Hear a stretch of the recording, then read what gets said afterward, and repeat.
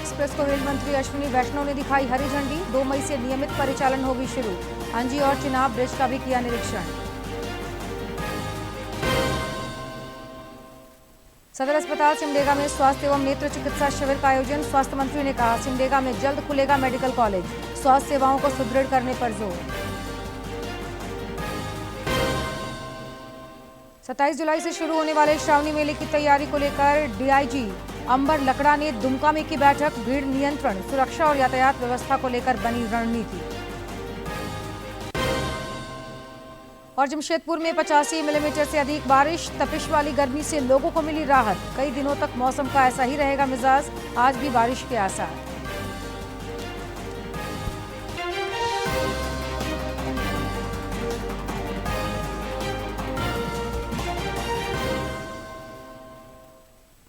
नमस्कार, खबरें झारखंड में आपका स्वागत है। मैं हूं जयलक्ष्मी और अब समाचार विस्तार से। रेल मंत्री अश्विनी वैष्णव ने आज जम्मू तवी से श्रीनगर कटरा वंदे भारत एक्सप्रेस की विस्तारित सेवा को हरी झंडी दिखाई। 20 कोच वाली यह ट्रेन 2 मई से नियमित रूप से चलेगी, जिससे तीर्थयात्रियों को काफी सहूलियत होगी। रेल मंत्री ने जम्मू दौरे के क्रम में अंजी और चिनाब ब्रिज का भी निरीक्षण किया। उन्होंने कहा कि जम्मू कश्मीर के लिए आज का दिन खास है।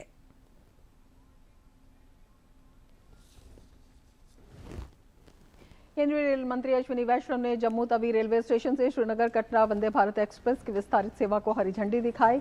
अब ये ट्रेन जम्मू तवी तक चलेगी, जिससे जम्मू कश्मीर में रेल कनेक्टिविटी और बेहतर हो गई है। साथ ही वंदे भारत में कोचों की संख्या 8 से बढ़ाकर 20 कर दी गई है, जिससे ज्यादा यात्री सफर करेंगे। इस मौके पर केंद्रीय मंत्री डॉक्टर जितेंद्र सिंह और जम्मू कश्मीर के मुख्यमंत्री उमर अब्दुल्ला भी मौजूद रहे।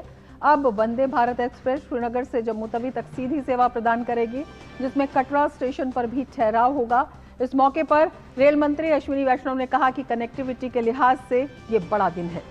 इतनी पॉपुलर हुई है ट्रेन, जैसा माननीय मुख्यमंत्री जी अभी बता रहे थे, 100% ऑक्यूपेंसी फ्रॉम डे 1, 100% ऑक्यूपेंसी। और अब तक 5.5 लाख लोग वंदे भारत से ट्रैवल कर चुके हैं। 5.5 लाख। एक तरीके से जम्मू कश्मीर की लाइफलाइन बन गई है ये रेलवे लाइन। जो पूरे देश की लाइफलाइन है, वैसे ही जम्मू कश्मीर के लिए बहुत ही इम्पोर्टेंट लाइफलाइन बन गई है। वंदे भारत जो कश्मीर के लिए डिजाइन की है, उसमें कई स्पेशल डिजाइन के फीचर्स हैं। जैसे इसको -10 डिग्री सेल्सियस पर भी ऑपरेट कर सकते हैं। इसके अंदर जितनी भी प्लम्बिंग है, पाइपिंग है, वो पाइपिंग में कहीं भी पानी फ्रीज नहीं होता। राज्य के 319 प्राथमिक और मध्य विद्यालय के सहायक आचार्यों को मुख्यमंत्री हेमंत सोरेन अगले सप्ताह नियुक्ति पत्र सौंपेंगे। नियुक्ति पत्र वितरण की तिथि जल्द घोषित की जाएगी। इन शिक्षकों की नियुक्ति की अनुशंसा झारखंड कर्मचारी चयन आयोग ने की थी। इसके बाद स्कूली शिक्षा एवं साक्षरता विभाग की ओर से जिला स्तर पर चयनित अभ्यर्थियों के प्रमाण पत्रों की जांच की गई। अब नियुक्ति पत्रों का वितरण किया जाएगा। सिमडेगा जिले के स्थापना के 25 वर्ष पूरे होने के उपलक्ष्य में कल सदर अस्पताल में मेगा महिला स्वास्थ्य एवं नेत्र चिकित्सा शिविर का आयोजन हुआ। इस मौके पर स्वास्थ्य मंत्री इरफान अंसारी ने कहा कि राज्य में जल्द ही 7,500 जीएनएम और एएनएम की नियुक्ति होगी। सिमडेगा में आयोजित मेगा महिला स्वास्थ्य एवं नेत्र चिकित्सा शिविर का उद्घाटन करते हुए स्वास्थ्य मंत्री इरफान अंसारी ने सिमडेगा में मेडिकल कॉलेज के स्थापना की घोषणा की। उन्होंने कहा कि राज्य में जल्द 7,500 एएनएम और जीएनएम की बहाली की जाएगी। स्वास्थ्य मंत्री ने अबुआ हेल्थ कार्ड के तहत दिए जाने वाले 5 लाख रुपए की राशि को बढ़ाकर अब 15 लाख रुपए कर दिए जाने की भी बात कही। हमने निर्णय लिया अभी 60,500 एएनएम और जीएनएम की बहाली करने जा रहे हैं। जिसका एक्सपीरियंस होगा हम तो उसको लाभ देंगे और उनको नियुक्त सरकारी नौकरी पर हम रखने का काम करेंगे, ये आपको मैं कह रहा हूँ। वहीं शिविर को सिमडेगा विधायक भूषण बाड़ा और कोल्हबीरा विधायक नमन विक्सल कोंगाड़ी ने भी संबोधित किया। विधायकों ने कहा कि समाज में हर वर्ग के विकास के लिए कार्य किए जा रहे हैं। इस जिला से संबंधित स्वास्थ्य से संबंधित कई समस्याओं को लेकर इस सदन और हमारे प्रखंड स्तर के स्वास्थ्य केंद्रों से संबंधित समस्याओं को लेकर सदन में मैंने और भूषण जी ने कई बात रखे हैं और हमारे मंत्री जी ने उन समस्याओं का समाधान के लिए हामी भरी हर कई समस्याओं को तत्परता से पूरा कर रहे हैं। वहीं शिविर को संबोधित करते हुए विमेंस डॉक्टर विंग की अध्यक्ष डॉक्टर भारती कश्यप ने बताया कि जनजातीय समुदाय तक चिकित्सा सेवा को पहुंचाने का प्रयास लगातार जारी है। हमारा अभियान महिला स्वास्थ्य और दृष्टि सुरक्षा के दोहरे उद्देश्य के साथ काम करता है। हमारी प्राथमिकता उन उपेक्षित और विशेष रूप से कमजोर जनजातीय समुदाय की महिलाओं और उन लोगों तक पहुंचना है जो कॉर्निया और रेटिना की गंभीर समस्याओं के कारण अपनी दृष्टि खो रहे हैं। महिलाओं के स्वास्थ्य और नेत्र जांच से संबंधित इस शिविर का आयोजन women's doctor wing IMA Jharkhand, राष्ट्रीय स्वास्थ्य मिशन, जिला स्वास्थ्य विभाग, जिला प्रशासन और वन विभाग के संयुक्त तत्वावधान में किया गया। सिमडेगा से मनोज कुमार सिन्हा की रिपोर्ट। सिमडेगा जिले की स्थापना के रजत जयंती महोत्सव के उपलक्ष्य में आज मिनी मैराथन का आयोजन किया गया। मैराथन की शुरुआत हेरिटेज सेंटर से हुई, जो मुख्य मार्ग, नीचे बाजार, भट्टी टोली, कॉलेज मोड़ और बाजार टांड से गुजरी। महिला वर्ग की दौड़ का समापन अंतर्राष्ट्रीय हॉकी स्टेडियम से होते हुए सदर प्रखंड के पास किया गया, जबकि पुरुष वर्ग की दौड़ जेल मोड़, उत्कृष्ट विद्यालय से सामटोली होते हुए सदर प्रखंड तक आयोजित हुई। उत्कृष्ट प्रदर्शन करने वाले प्रतिभागियों को जिला स्थापना दिवस समारोह के दौरान पुरस्कृत किया जाएगा।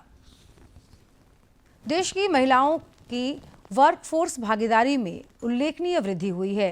केंद्रीय मंत्री मनसुख मांडविया ने बताया कि महिला रोजगार दर 2017 में 22% थी, जो 2025 में बढ़कर 39% हो गई है और महिला श्रम बल भागीदारी दर 40% तक पहुंच गई है। यह वृद्धि प्रधानमंत्री नरेंद्र मोदी के विकसित भारत विजन के तहत महिलाओं के आर्थिक शक्तिकरण को बढ़ावा देने वाले बढ़ते अवसरों, सामाजिक सुरक्षा कवरेज और श्रम सुधारों को दर्शाती है। राज्य में एक ही कार्यालय में लंबे समय से जमे सरकारी कर्मचारियों पर सख्ती शुरू हो गई है। मुख्य सचिव अविनाश कुमार ने निर्देश दिया कि 3 साल से अधिक समय से एक ही स्थान पर कार्यरत कर्मियों का अनिवार्य रूप से तबादला किया जाए। हाल ही में वेतन निकासी में हुई गड़बड़ी को देखते हुए मुख्य सचिव ने संविदा आधारित कंप्यूटर ऑपरेटरों को तत्काल प्रभाव से विभागीय कार्यों से हटाने के भी आदेश दिए हैं। सभी विभागों को इस कार्रवाई की विस्तृत रिपोर्ट 30 मई तक जमा करनी होगी। राष्ट्रीय अनुसूचित जनजाति आयोग की ओर से रांची में आयोग की सदस्य डॉक्टर आशा लकड़ा की अध्यक्षता में मामलों की सुनवाई हुई। 3 दिवसीय सुनवाई के दौरान कुल 66 मामले आए, जिसमें 15 मामलों का समाधान हुआ। डॉक्टर आशा लकड़ा ने बताया कि अधिकांश मामले अत्याचार, जमीन विवाद और सर्विस से संबंधित थे। उन्होंने बताया कि राज्य में आदिवासियों की जमीन से जुड़े मामलों में CNT के उल्लंघन के कई गंभीर मामले सामने आए हैं। इस पर आयोग ने कड़ा रुख अपनाते हुए संबंधित अधिकारियों पर प्राथमिकी दर्ज करने, वारंट जारी करने और जल्द चार्जशीट दाखिल करने का भी निर्देश दिया है। इधर सहायक अध्यापक शिक्षक संघ के प्रतिनिधियों की कल नगर विकास मंत्री सुदिव्य कुमार और स्वास्थ्य मंत्री इरफान अंसारी के साथ महत्वपूर्ण बैठक हुई। राज्य में लगभग 38,000 पारा शिक्षक आकलन परीक्षा में सफल हैं। राज्य की आकलन परीक्षा में सफल पारा शिक्षक इसे झारखंड शिक्षक पात्रता परीक्षा के समकक्ष मानने की मांग कर रहे हैं। बैठक में आकलन परीक्षा में सफल पारा शिक्षकों को फिलहाल झारखंड शिक्षक पात्रता परीक्षा के समतुल्य नहीं मानने पर सहमति बनी। इस दौरान स्कूली शिक्षा एवं साक्षरता विभाग के सचिव उमाशंकर सिंह और कई विभागीय अधिकारी मौजूद थे। दुमका का विश्व प्रसिद्ध बासुकीनाथ श्रावणी मेला इस वर्ष 27 जुलाई से शुरू होगा। तैयारियों को लेकर DIG अंबर लकड़ा ने संथाल परगना के सभी 6 जिलों के पुलिस अधीक्षकों के साथ उच्च स्तरीय बैठक की। बैठक में श्रद्धालुओं की सुरक्षा, ट्रैफिक प्रबंधन और साइबर अपराध पर अंकुश लगाने के लिए सख्त रणनीति बनाई गई। DIG ने स्पष्ट किया कि मेले के दौरान सुरक्षा व्यवस्था में किसी भी प्रकार की लापरवाही बर्दाश्त नहीं की जाएगी। आज मीटिंग यहाँ लिया जा रहा है। सभी रेंज के SPs यहाँ आए हैं और इसमें ख़ास तौर पर सभी बिंदुओं पर मीटिंग चल रहा है। जैसे रोड सेफ्टी का होगा, और क्राइम एंड कंट्रोल और लॉ एंड ऑर्डर के बारे में भी हम लोग मीटिंग कर रहे हैं और इसमें स्पेशल डायरेक्शन सभी को दिया जा रहा है और आने वाला जो श्रावणी मेला है उसके संबंध में भी हम लोग इसमें निर्देश दे रहे हैं। रिम्स स्टेडियम परिसर में करीब 256 करोड़ रुपए की लागत से बनने वाली नई ओपीडी बिल्डिंग की योजना अधर में है। G10 मॉडल की बहुमंजिला इमारत में सभी विभागों की ओपीडी एक ही छत के नीचे संचालित करने की योजना थी। इसके निर्माण की जिम्मेदारी Jharkhand state building construction corporation limited को दी गई है, लेकिन निविदा अपलोड करने से पहले ही प्रक्रिया ही 2 साल से पूरी नहीं हो सकी। रांची से शिक्षा जगत की एक बड़ी और गर्व की खबर सामने आई है। IIM रांची ने पहली बार QS वर्ल्ड रैंकिंग में अपनी जगह बनाई है। यह उपलब्धि संस्थान के बढ़ते प्रभाव और गुणवत्ता को दर्शाती है, जिसने न सिर्फ देश में बल्कि वैश्विक स्तर पर भी अपनी पहचान मजबूत की है। IIM रांची में एग्जीक्यूटिव MBA प्रोग्राम काफ़ी समय से हम लोग उसका संचालन कर रहे हैं और काफ़ी प्रसिद्ध प्रोग्राम है। उस प्रोग्राम को QS रैंकिंग में स्थान दिया गया है और दुनिया में 201वीं जो है रैंक उसको प्रोग्राम को दी गई है।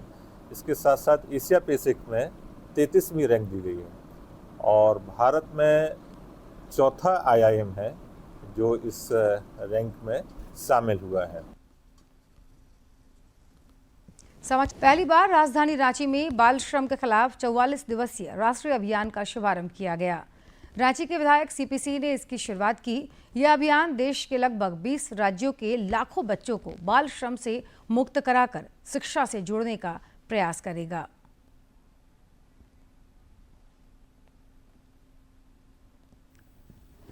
राजधानी रांची से एक सकारात्मक और प्रेरणादायक पहल कैंपेन अगेंस्ट चाइल्ड लेबर की शुरुआत हुई है, जिसका थीम श्रम नहीं शिक्षा रखा गया है।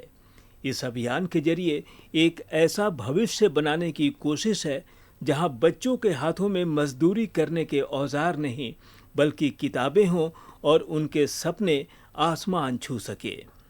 कैंपेन के नेशनल कन्वेनर अशोक कुमार ने कहा कि अब समय आ गया है कि बाल श्रम के खिलाफ बने कानून और बच्चों को मिले शिक्षा के अधिकार के बीच जो खाई है उसे खत्म किया जाए और बच्चों के समग्र विकास पर जोर दिया जाए। नेशनल कैंपेन श्रम नहीं शिक्षा का यहाँ से आगाज कर रहे हैं। यहीं से पूरे देश में अलग फैलेगा कि बच्चे श्रम के लिए नहीं बने हैं, शिक्षा के लिए बने हैं। कार्यक्रम के दौरान विभिन्न वक्ताओं ने बाल श्रम की जमीनी हकीकत और इससे जुड़े सामाजिक आर्थिक कारणों पर विस्तार से चर्चा की। झालसा के अवर सचिव निर्मल कुमार भारती ने बताया कि किन परिस्थितियों में बच्चे बाल मजदूरी करने को मजबूर हो जाते हैं और उन्हें इससे कैसे बचाया जा सकता है। कार्यक्रम में बड़ी संख्या में लोग शामिल हुए और सभी ने मिलकर बाल श्रम के खिलाफ एकजुट होकर काम करने का संकल्प लिया। पाकुड़ में प्रिंसिपल मजिस्ट्रेट रहते हुए बच्चों के ऊपर जो मुकदमे हैं उनको लेकर हमको काम करने का मौका मिला और बहुत हाईएस्ट डिस्पोजल रेट के साथ मैंने काम किया। राइट टू एजुकेशन फोरम और CSEL दोनों मिलकर के इस अभियान को पूरे राज्य में चलाएंगे और अवेयरनेस लाना मेन बात है। जो पेरेंट्स हैं उनके बीच में, अभिभावक हैं उनके बीच में अवेयरनेस लाना, क्योंकि बहुत बार ऐसा होता है कि बहुत समझाने के बाद भी ये बच्चे पेरेंट्स ही इंगेज कर देते हैं। कुल मिलाकर यह 44 दिवसीय अभियान सिर्फ एक कार्यक्रम नहीं बल्कि बच्चों के बेहतर भविष्य की दिशा में एक मजबूत कदम है। संदेश साफ है, हर बच्चे को शिक्षा, सुरक्षा और सम्मान का अधिकार मिले और इसके लिए समाज के हर वर्ग को अपनी जिम्मेदारी निभानी होगी। रांची से सहयोगी विकास कुमार के साथ रविकांत कुमार की रिपोर्ट। गिरिडीह जिले के धनवार थाना क्षेत्र के लाल बाजार में बस और कार के बीच टक्कर में 2 लोगों की मौत हो गई जबकि 5 लोग घायल हो गए। थाना प्रभारी ब्रिजेश कुमार ने बताया कि हादसे में एक पुरुष और एक महिला की मौत हुई है। मृतक बिरनी थाना क्षेत्र के बरमसिया के रहने वाले थे।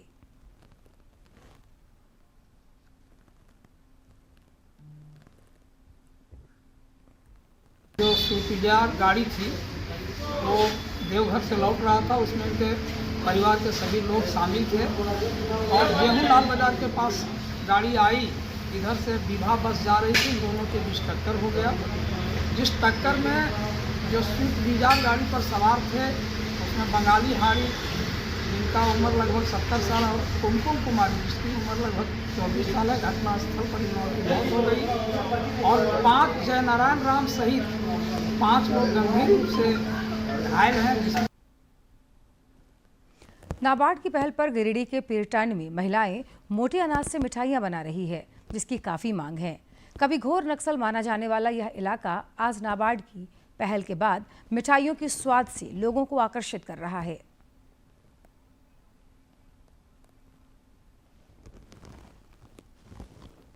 गिरिडीह के नक्सल प्रभावित प्रखंड पीरटांड में महिलाओं को मोटे अनाज से मिठाई बनाने का प्रशिक्षण दिया जा रहा है। प्रशिक्षण प्राप्त कर रही महिलाओं ने बताया कि इस क्षेत्र में मड़ुआ और बाजरा का उत्पादन अधिक होता है।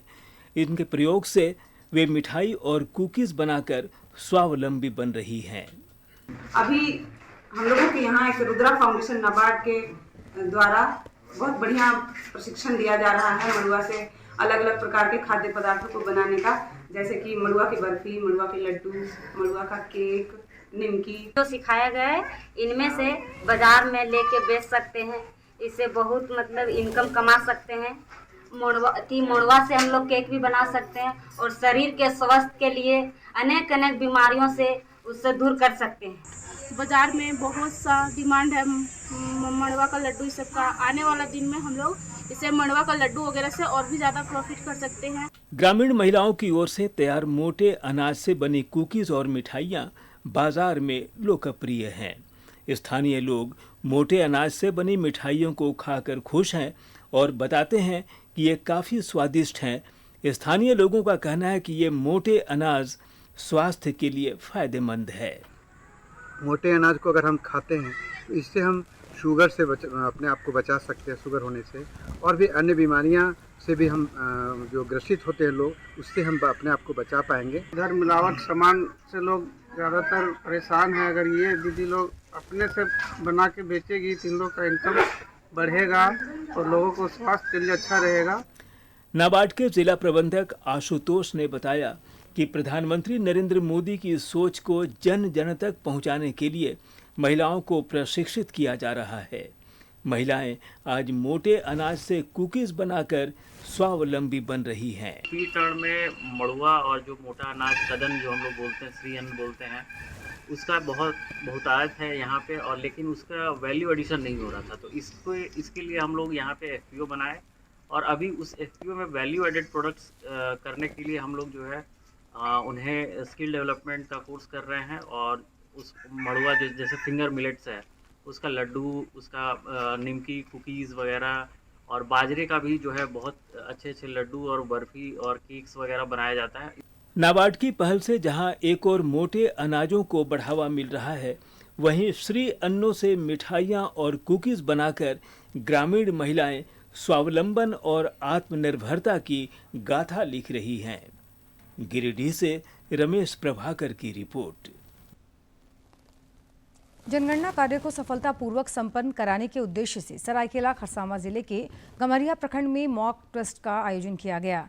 इस दौरान 50 प्रशिक्षुओं को जमीनी स्तर पर कार्य करने का प्रशिक्षण दिया गया। शिक्षक सुरेंद्र सिंह और मानिक मुखर्जी ने बताया कि मॉक टेस्ट के माध्यम से वास्तविक परिस्थितियों का अनुभव कराया जा रहा है। इससे जनगणना के दौरान आने वाली समस्याओं और जटिलताओं से प्रशिक्षु अवगत हो सकेंगे। जनगणना का कार्य शुरू हो रहा है, जो 16 मई से 14 जून तक का काम चलेगा। इसमें 1 महीने के अंतर्गत हम लोग जो काम करेंगे मकान सूचीकरण का, उसके लिए ये प्रशिक्षण चल रहा है गमरिया प्रखंड सभागार में। और इस प्रशिक्षण के अंतर्गत जितने भी प्रशिक्षु हैं ये सीख रहे हैं कि किस तरह से जनगणना का काम किया जाएगा। और आज इसके लिए हम लोग प्रैक्टिकल के तौर पर एक मॉक टेस्ट हम लोग ले रहे हैं यहाँ, जिसमें नजरी नक्शा, गायत्री नगर में, जहाँ नजरी नक्शा तैयार किया जाएगा। हम लोग उसका जांच कर लेंगे कि सही ढंग से हम लोग ने प्रशिक्षण हमने दिया है या नहीं, और इसमें क्या कमी है उसको हम लोग सुधार करेंगे। हर वर्ष 30 अप्रैल को आयुष्मान भारत दिवस मनाया जाता है। यह दिवस स्वास्थ्य सेवाओं को सुलभ और सस्ती बनाने के लिए समर्पित है। प्रधानमंत्री नरेंद्र मोदी ने आयुष्मान भारत योजना की शुरुआत 23 सितंबर 2018 को की थी। यह दुनिया का सबसे बड़ा सरकारी फंड वाला स्वास्थ्य बीमा कार्यक्रम है, जो गरीब और कमजोर परिवारों को प्रतिवर्ष 5 लाख रुपए तक का कैशलेस इलाज दान करता है। अब इस योजना के तहत 70 वर्ष से अधिक आयु के वरिष्ठ नागरिकों के लिए भी स्वास्थ्य कवरेज की शुरुआत की गई है। आयुष्मान भारत योजना लाखों मरीजों के लिए आज कवच बना है। यह योजना खर्चीले और भयावह रोग कैंसर में भी लोगों को मदद कर रहा है। रांची की रजिया सुल्ताना के ब्लड कैंसर का इलाज भी इस योजना के जरिए हो सका। रांची की रजिया सुल्ताना शरीर में ब्लड की कमी की शिकायत को लेकर इलाज के लिए रांची सदर अस्पताल गई थीं, जहां डॉक्टरों ने उन्हें ब्लड कैंसर होने की बात बताई। वे इसके इलाज के लिए आर्थिक रूप से तैयार नहीं थीं। ऐसे में डॉक्टरों ने उन्हें केंद्र सरकार के आयुष्मान भारत योजना की बात बताई। उनका तत्काल आयुष्मान कार्ड बना और इलाज भी शुरू हुआ। हम यहाँ ब्लड का कमी पता चला तो आए, तो पता लगा यहाँ आकर कि ब्लड कैंसर है। उसके बाद यहाँ आने के बाद आयुष्मान से इलाज नहीं था मेरा, फिर बनवाए। उसके बाद इलाज स्टार्ट हुआ आयुष्मान से। रजिया बताती हैं कि यदि आयुष्मान भारत योजना का सहारा उन्हें न मिला होता तो उनके ब्लड कैंसर का इलाज काफ़ी मुश्किल हो जाता। वे कहती हैं कि गरीब और मध्यम वर्गीय परिवारों के लिए यह योजना किसी वरदान से कम नहीं है। आयुष्मान से अगर इलाज में नहीं सहायता मिलता तो बहुत परेशानी होती, या तो हो सकता है कोई नहीं भी करा पाता इलाज, कोई गरीब। वहीं civil surgeon doctor Prabhat Kumar ने बताया कि अब आयुष्मान भारत योजना के तहत गरीब व्यक्ति कैंसर जैसी जटिल और खर्चीले बीमारी का भी इलाज करवा पा रहे हैं। उन्होंने बताया कि रांची सदर अस्पताल में निःशुल्क प्रतिदिन आयुष्मान कार्ड बनाए जाते हैं। लोगों से उन्होंने आयुष्मान कार्ड बनवाने और इसका लाभ लेने की भी अपील की है। पेशेंट आते रहते हैं, यहाँ कीमोथेरेपी भी हो रहा है और ऑन्को सर्जरी भी हो रही है। सर्जन भी खास तौर पर हेड एंड नेक रीजन में काफी अच्छी सर्जरी हो रही है। आयुष्मान कार्ड धारक मरीजों को चिकित्सा उपलब्ध कराने में रांची का सदर अस्पताल देश में नंबर 1 बन चुका है। वहीं आयुष्मान के तहत कैंसर जैसी जटिल और खर्चीले बीमारी का मुफ्त इलाज होने से आर्थिक रूप से कमजोर मरीजों में भी जीने की आस जगी है। डीडी न्यूज़ के लिए रांची से अवधेश गौतम की रिपोर्ट। और अब बात करेंगे मौसम की। राजधानी रांची समेत राज्य के कई इलाकों में लोगों को गर्मी से थोड़ी राहत मिली है। मौसम विज्ञान केंद्र रांची के पूर्वानुमान के अनुसार अगले दिनों तक राज्य के कई हिस्सों में आंशिक रूप से बादल छाए रहेंगे। मेघ गर्जन, वज्रपात और तेज हवा के बीच बारिश होने की संभावना जताई जा रही है। इस दौरान मौसम विभाग ने आमजनों से अपील की है कि वे बारिश के दौरान बिजली के खंभों से दूर रहें, किसान खेतों में जाने से बचें और खुद को सुरक्षित रखें। बता दें कि बीते 24 घंटों में राज्य का सबसे गर्म जिला पलामू का डाल्टनगंज रहा, जहां का अधिकतम उच्चतम तापमान 42.7 डिग्री दर्ज किया गया। वहीं राज्य का सबसे ठंडा जिला खूंटी रहा, यहां का न्यूनतम तापमान 17.4 डिग्री सेल्सियस दर्ज किया गया। राजधानी रांची समेत राज्य के कई इलाकों में लोगों को गर्मी से थोड़ी राहत मिली है। मौसम विज्ञान केंद्र रांची के पूर्वानुमान के अनुसार अगले 4 दिनों तक राज्य के कई हिस्सों में आंशिक रूप से बादल छाए रहेंगे। मेघ गर्जन, वज्रपात और तेज हवा के बीच बारिश होने की संभावना जताई जा रही है। इस दौरान मौसम विभाग ने आम जनों से अपील की है कि वे बारिश के दौरान बिजली के खंभों से दूर रहें, किसान खेतों में जाने से बचें और खुद को सुरक्षित रखें। बता दें कि बीते 24 घंटों में राज्य का सबसे गर्म जिला पलामू का डाल्टनगंज रहा, जहां का अधिकतम उच्चतम तापमान 42.7 डिग्री सेल्सियस दर्ज किया गया है। वहीं राज्य का सबसे ठंडा जिला खूंटी रहा, यहां का न्यूनतम तापमान 17.4 डिग्री सेल्सियस दर्ज किया गया है। रांची से सहयोगी विकास कुमार के साथ मैं प्रणय प्रबोध। पेयजल एवं स्वच्छता विभाग के सचिव अबू इमरान ने हटिया, गोंदा और रुक्का जलापूर्ति परियोजनाओं का निरीक्षण किया। इस दौरान उन्होंने जल शोधन संयंत्रों और इंटेक वेल्स की स्थिति का जायजा लिया और सभी जल शोधन संयंत्रों में एलएम, चूना और ब्लीचिंग पाउडर जैसे रसायनों का पर्याप्त भंडारण सुनिश्चित करने का निर्देश दिया। मौके पर उन्होंने गोंदा और रुक्का जलाशयों में सीवरेज पानी के प्रवेश पर चिंता जताते हुए इसे रोकने के लिए रांची के उपायुक्त के साथ समन्वय कर कार्रवाई की बात कही। सचिव ने गोंदा जलाशय की जल गुणवत्ता सुधारने के लिए डैम के भीतर एरेशन सिस्टम लगाने का भी निर्देश दिया। इधर भारत ने पवन ऊर्जा के क्षेत्र में ऐतिहासिक उपलब्धि हासिल करते हुए साल 2025-26 में रिकॉर्ड 6.1 गीगावाट क्षमता जोड़ी है। यह अब तक की सबसे बड़ी वार्षिक बढ़ोतरी है, जो देश के स्वच्छ ऊर्जा ट्रांजैक्शन को नई रफ्तार दे रही है और भविष्य की ऊर्जा जरूरतों को अधिक टिकाऊ बनाने की दिशा में एक बड़ा कदम साबित हो रही है।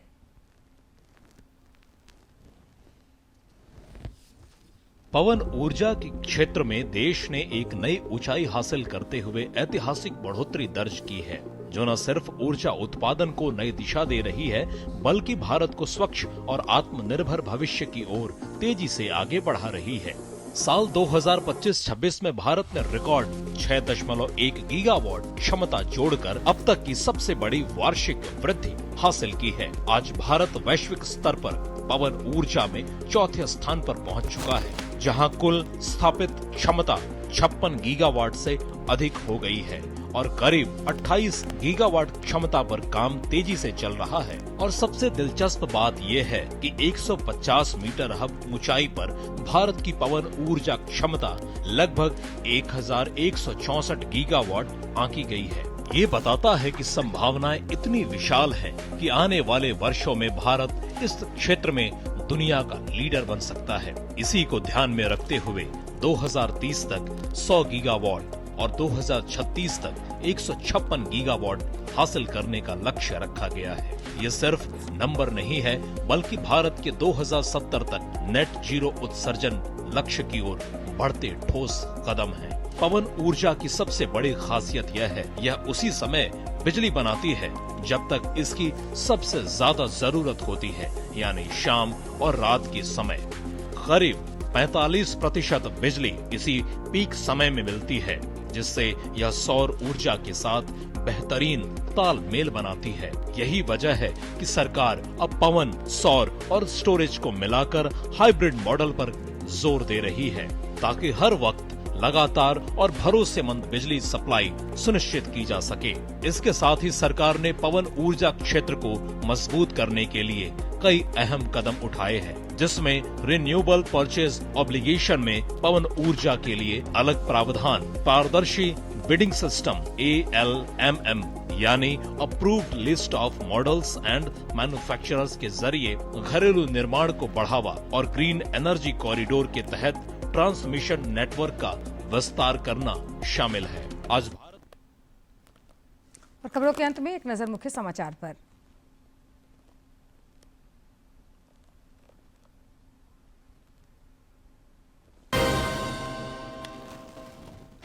जम्मू श्रीनगर वंदे भारत एक्सप्रेस को रेल मंत्री अश्विनी वैष्णव ने दिखाई हरी झंडी। 2 मई से नियमित परिचालन होगी शुरू। अंजी और चिनाब ब्रिज का भी किया निरीक्षण।